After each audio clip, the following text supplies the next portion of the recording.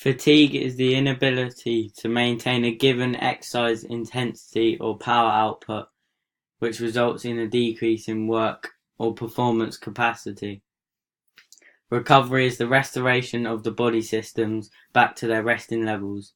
The energy sources are then resynthesized and the damage to the body is repaired, which has been caused by training or an event. The stages of recovery are: 1. ATP is replenished. 2. Phosphocreatine stores replenished. 3. Lactic acid is removed. 4. Myoglobin and hemoglobin replenished. 5. Glycogen stores replenished. There are 3 types of physiological fatigue: local, general and chronic. Local is localized in the muscles, caused by repeated contractions of the muscles and no recovery. General is after games or training when you feel weak in a physical way or physiological. Chronic is where your immune system is weakened from too much training and not enough recovery. Physiological fatigue is where a person's mindset is set towards fatigue and whether they want to keep working to exhaustion or just give up. For example, in a bleep test, people often stop before they're actually fatigued or exhausted because their friend stopped or they've got to a certain point in their head. Maximal intensity and very short duration. This is for sports like 100-meter sprints, as you can see Usain Bolt in the bottom right corner, and weightlifters, as you can see in the bottom left corner. All energy systems are being used, but the dominant one is the ATP-PC system because the exercise is 3 seconds to 10 seconds. The fuel used is phosphocreatine. The fuel is phosphocreatine. The fiber is fast twitch. There is no harmful waste products, but one product is phosphocreatine. The characteristics of this type of maximal exercise is neuromuscular, recruitment of fast glycolytic motor units. There is a fast reaction time, fast glycolytic muscle mass, high force generation. The anaerobic energy system is used. Phosphocreatine and glycogen are the energy sources. Lactic acid is produced, but that's for the lactic acid system.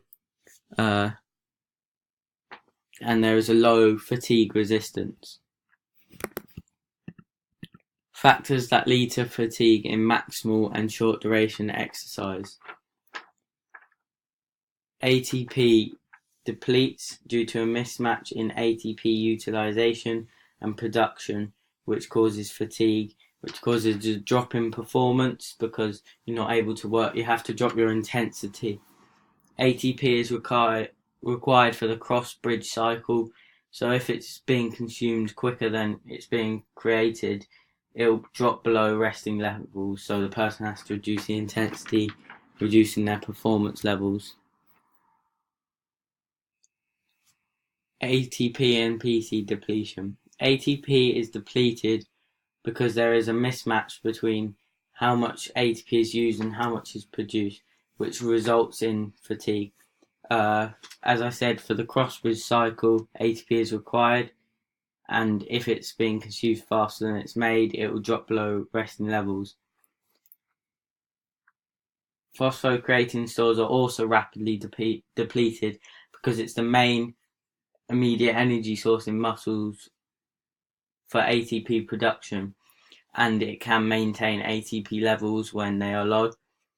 If it's past 8 seconds, they rapidly decrease, so as there is less ATP than at resting, resulting in exhaustion or fatigue, which will drop performance levels, or you'll have to stop exercising completely. As you can see, there's some data here which shows you ATP, PC and glycogen stores pre-exercise and post-exercise. Post-exercise, the PC is a lot there's a lot less phosphocreatine content in the slow oxidative and fast glycolytic, and also in ATP there is less after exercise because they've been depleted.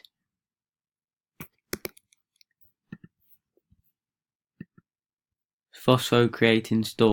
As you can see in the right image and the left, during maximal bouts of exercise, phosphocreatine stores will drop extremely low as they are depleted.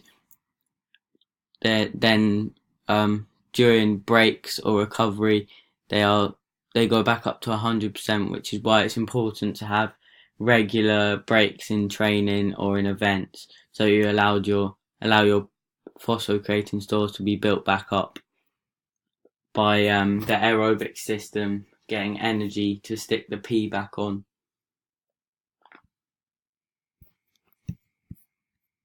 PC supplementation. PC supplementation is where you build muscular strength and short-term power. It is legal and very effective, and it acts on your phosphocreatine systems. It helps a lot of strength and power athletes like sprinters and weightlifters, and one of the ways you can take it is through red meat.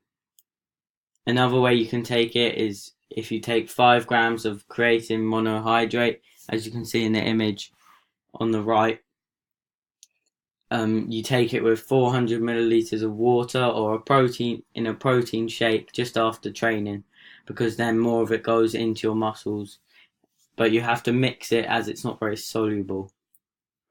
The advantages of creatine supplements are that it allows a higher work intensity, which means you have more strength, and fat-free muscle mass and volume, which means you'll perform better because your muscles are able to work for longer and bigger contractions, which means you can work harder and your performance will improve. It increases anaerobic capacity and helps recovery, which means you're able to work for longer and recover for shorter, so it doesn't take you as long to rest before you start exercising again, which means your performance will be better for longer and it improves endurance.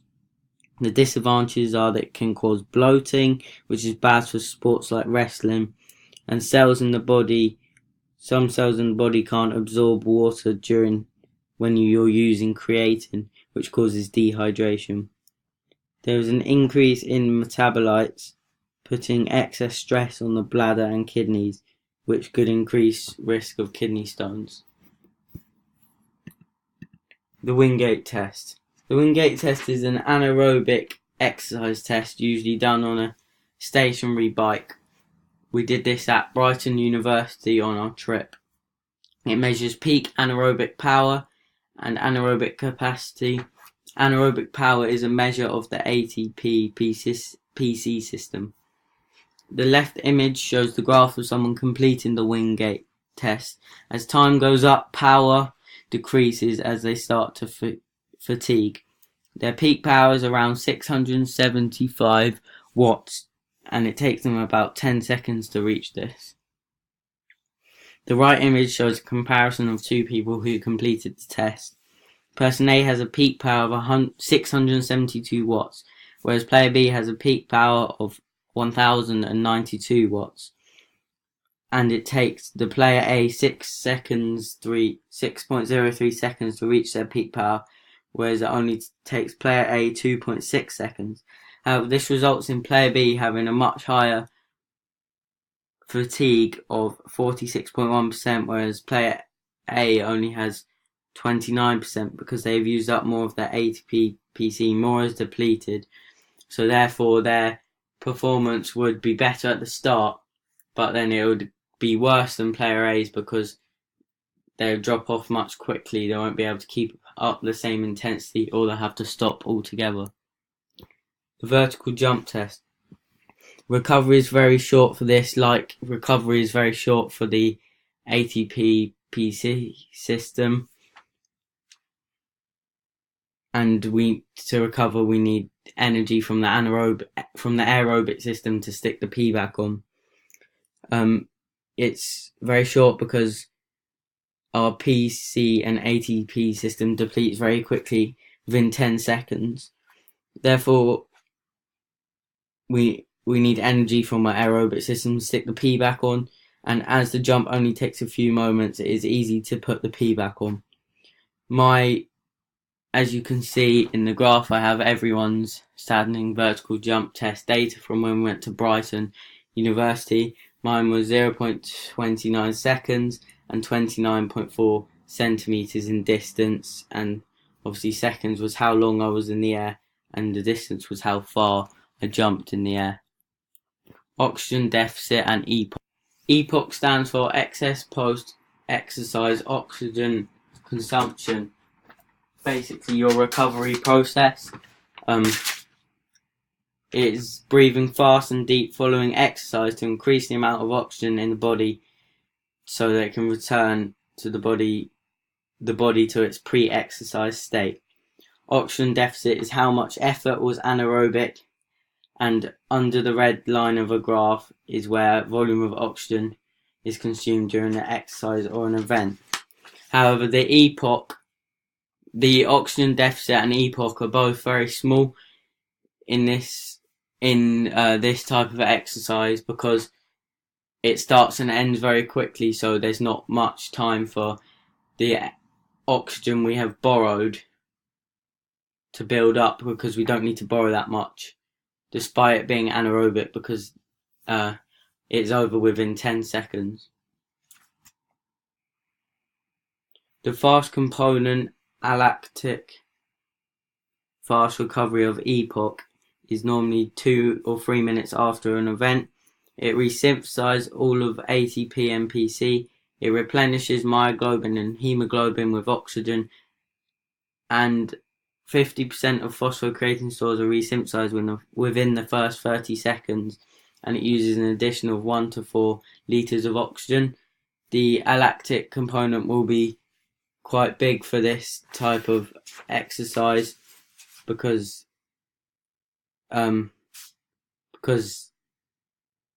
it's short exercise and it's not over time like the slow lactic acid component. Also, we need to resynthesize our ATP and PC because that's the system we have used, and because the exercise is between 3 seconds and 10 seconds.